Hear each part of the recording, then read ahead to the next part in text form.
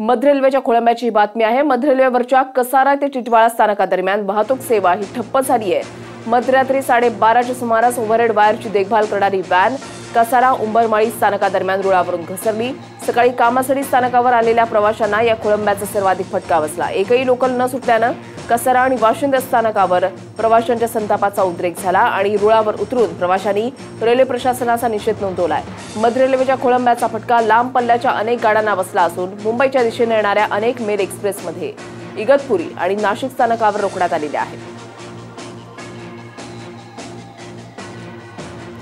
फैयाज शेख आमचे प्रतिनिधी आमच्या सोबत आहेत। फैयाज, काय अधिक माहिती मिळते? वाहतूक कधीपर्यंत सुरळीत होईल? नेमकी काय स्थिती आहे त्या ठिकाणी? रात्री 12 ते 1 दरम्यान रेल्वे रुळाला तह पडल्या होत्या, त्यामुळे उंबरमाळी व कसाऱ्याच्या दरम्यान पोल नंबर 113 वरती हे काम चालू होते। काम पूर्ववत होत असतानाच मागून टावर व्हॅन जी आली, टावर व्हॅनला सिग्नल दिल्या गेल्या आणि ती टावर व्हॅन उंबरमाळी जवळ आल्यानंतर त्या रुळावरून ती घसरलेली आहे। नेमके ह्याच कारणामुळे ही वाहतूक पूर्णपणे बंद करण्यात आलेली आहे। उर्शाली, फैयाज, वाहतूक कधीपर्यंत सुरळीत होईल त्या संदर्भातली काही माहिती मिळू शकलेली आहे का? वाहतुकाचं काही सांगता येत नाही, कारण जोपर्यंत ट्रेन येत नाही टावर व्हॅनला उचलण्यासाठी तोपर्यंत वाहतूक तरी सुरळीत करता येणार, किमान 3 तास लागण्याची शक्यता दर्शवली जात आहे। प्रवाशांचं आता म्हणणं काय आहे?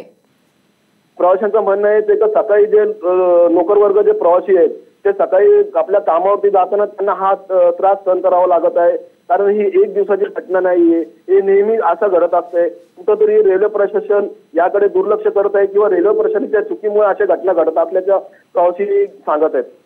धन्यवाद फैयाज, दिलेल्या सविस्तर माहितीसाठी। या संदर्भातले अपडेट्स वेळोवेळी तुमच्याकडून सातत्याने जाणून घेणार आहोत। ओव्हरहेड वायर दुरुस्ती करणारी व्हॅन जी आहे ती घसरली आहे, त्याच्यामुळे या मार्गावरची वाहतुकीचा खोळंबा झालेला आहे।